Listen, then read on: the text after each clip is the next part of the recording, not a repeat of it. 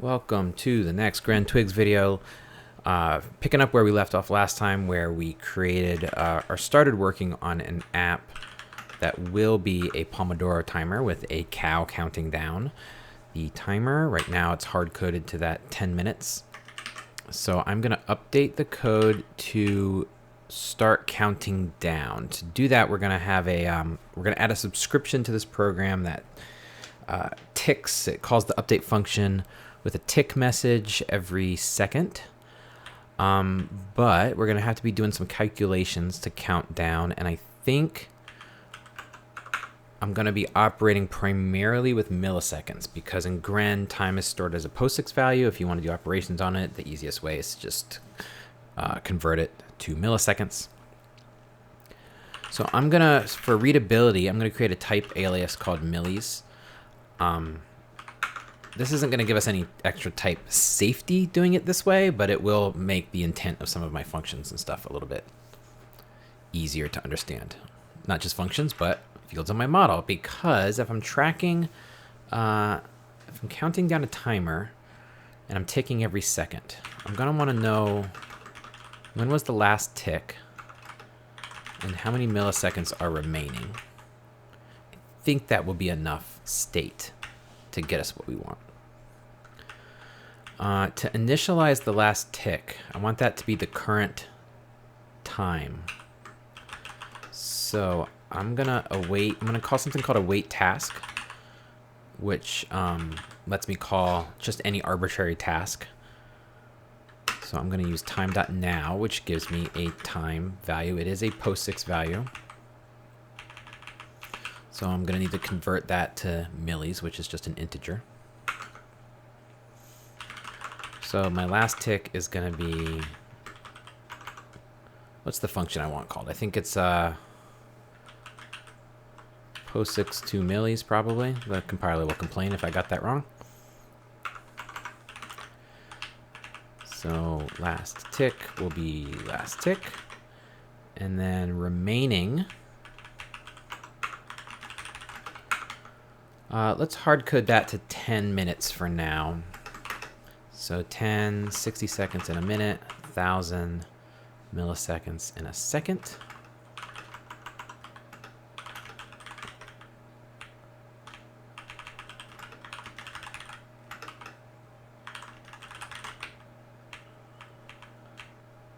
Okay, so far so good, I think. Let's check on our compiler.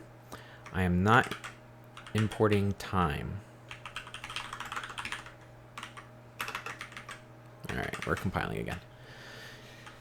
So we're hard coding this 10 here. So I'm going to want to turn my milliseconds remaining into something that's split into minutes and seconds. So I'm going to make some helper functions for this. I'm going to say millis to minutes. That's going to take our milliseconds and give us a new integer that represents the minutes.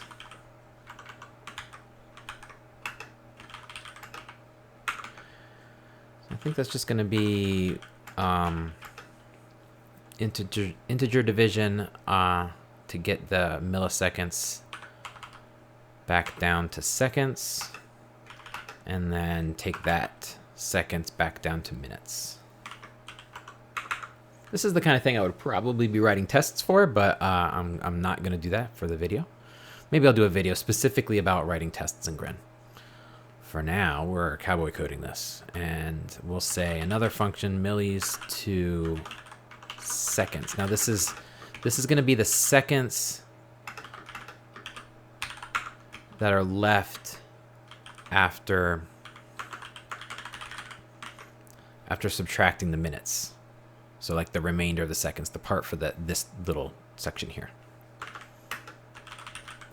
Which means I think we're going to want millis to minutes to give us the number of minutes minus the remainder. There's probably a better way to do it than the way I'm doing it right here. But I'm going to say my minutes convert it back into milliseconds. But I will subtract that from my total milliseconds. Yes, this is definitely the confusing way that I want to do this. But then that whole thing I want as seconds, right? So I gotta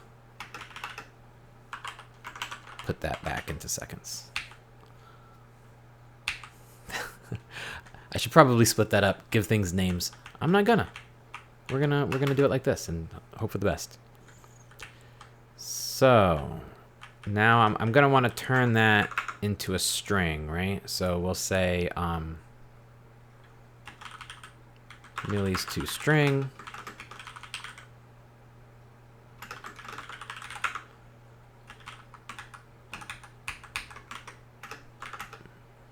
Oh, I can't Vim today, sorry. So my minutes is gonna be millis to minutes. My seconds is gonna be millis to seconds. And actually I need those to be strings, so we'll say string.from int. I'm gonna want them to take up exactly 2 spaces, so I will call pad left. It needs to take up 2 spaces, fill in gaps with 0. That will handle the situation where like there's 1 minute remaining, but I don't want the size of that string to change.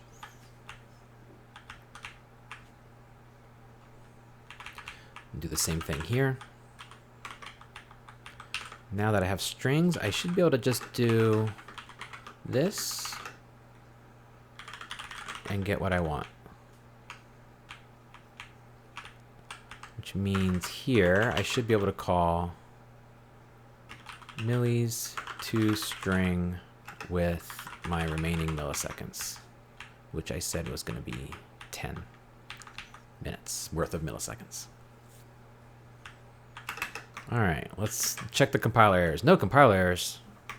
That doesn't sound right. Let's see if it still says 10. It doesn't. Good. I was about to say something can possibly have gotten that right on the first try. All right, let's see where I screwed up. Backing up. So my minutes remaining, my milliseconds remaining. 10 minutes, 60 seconds in a minute, 1,000 milliseconds in a second. I'm calling millis to string with that amount. To get my milliseconds to minutes, I'm taking the milliseconds, turning them back into seconds, turning that into minutes, discarding remainders. Here's where I'm probably screwing up. Let's split this up a little bit. Let's say minutes is millis to minutes, millis. And that simplifies this part.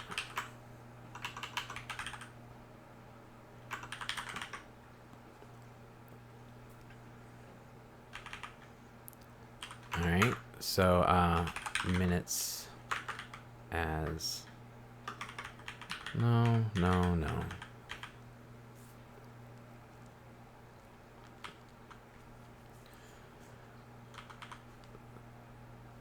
So there's part of the problem. So 60 seconds in a minute, right? Basically undoing this. So I'm doing that in reverse. That might actually fix the problem. Let's see.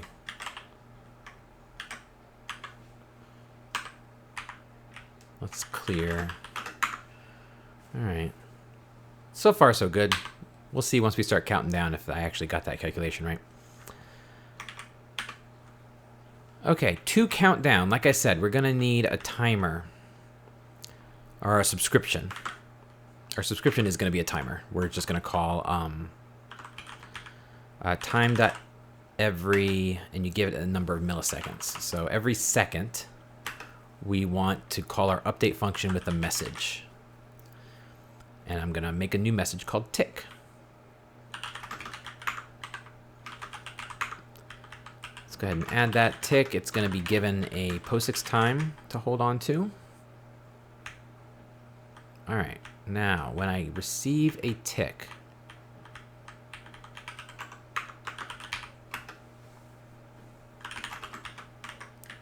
it will have a time. What am I going to need to update? I'm going to need to update last tick is so I'm updating my old model with a new last tick and a new time remaining. What did I call it? I just called it remaining. And that's going to be something.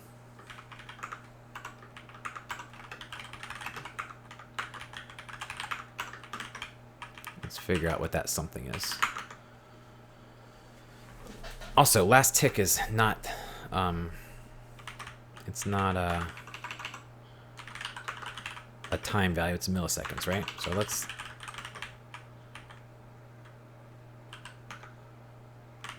let's call these new last tick, new remaining, and calculate it up here. So new last tick is POSIX 2 millis on the time,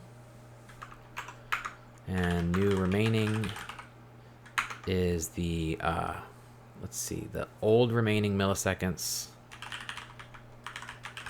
minus the difference in the new last tick and the old last tick. I'll call that delta. So new last tick minus our old last tick, I think is what we want. Let me just walk through this again. I apologize. My brain flips this stuff around all the time. So we're converting the time into milliseconds. Great. That new last tick should be higher than the old one. So we're subtracting old from new. And then we are subtracting that delta from how much time in our timer is remaining.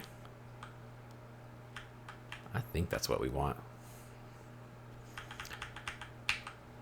But once we have that, we need to get new output. So we want the cow to say something else. Let's give it our permission and give it what we want to say. We want it to say that millis to string of our remaining. That's going to give us a task that we can attempt with got output. And we should be good to go, but probably not. Nope, remaining. So I want new remaining, I think. All right. Let's run the app, and it is counting down. Fantastic. All right, I'm gonna stop there, and then I'm gonna do another video because I want to add some functionality here. I want to be able to pause the timer, things like that. Eventually, maybe get as far as like putting in a custom start time. Get to really show off some of the interactive functionality of Gren TUI. So, watch for that one.